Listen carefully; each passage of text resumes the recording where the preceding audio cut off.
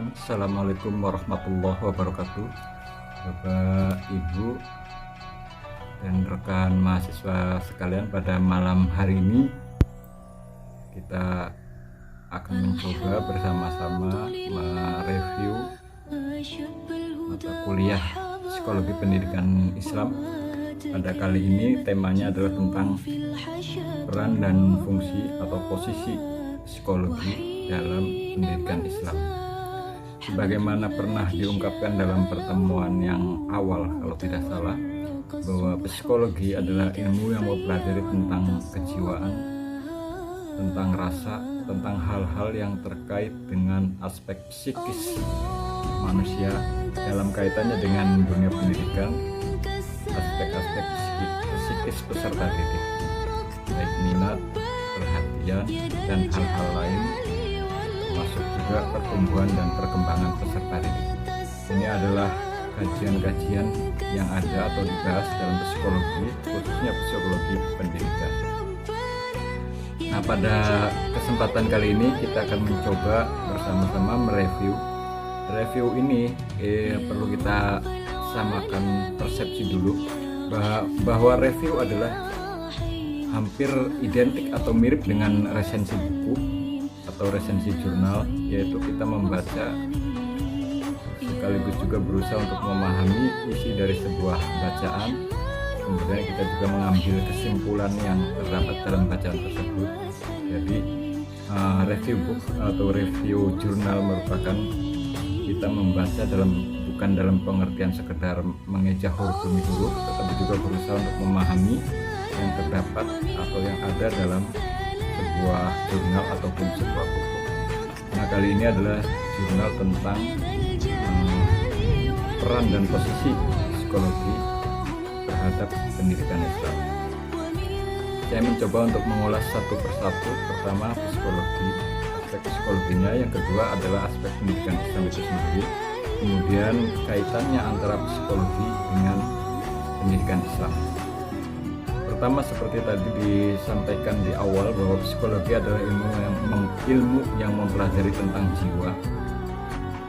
Dalam kaitannya dengan pendidikan, psikologi pendidikan adalah psikologi yang mempelajari atau membahas aspek-aspek psikis atau kejiwaan peserta didik, baik minat, perhatian, aspek pertumbuhan dan perkembangannya, kemudian hal-hal yang mempengaruhi perhatian, hal-hal yang mempengaruhi pertumbuhan dan perkembangan peserta didik.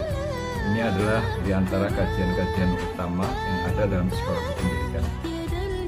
Sedangkan pendidikan Islam itu sendiri adalah sebuah proses mengoptimalkan atau memaksimalkan potensi-potensi yang ada pada diri manusia, pada diri seseorang, yaitu potensi pikirnya dan potensi zikirnya.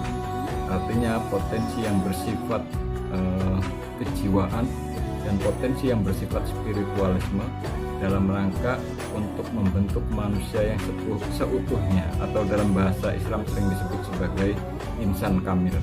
Jadi proses pendidikan Islam adalah sebuah proses untuk mengembangkan, kemudian juga dalam rangka untuk menumbuh kembangkan potensi yang ada pada manusia, baik potensi fikirnya maupun potensi zikirnya, potensi kalbunya, potensi spiritualismenya, sehingga mampu melaksanakan tugasnya sebagai khalifah fil ard, atau mampu melaksanakan tugasnya sebagai hamba Allah.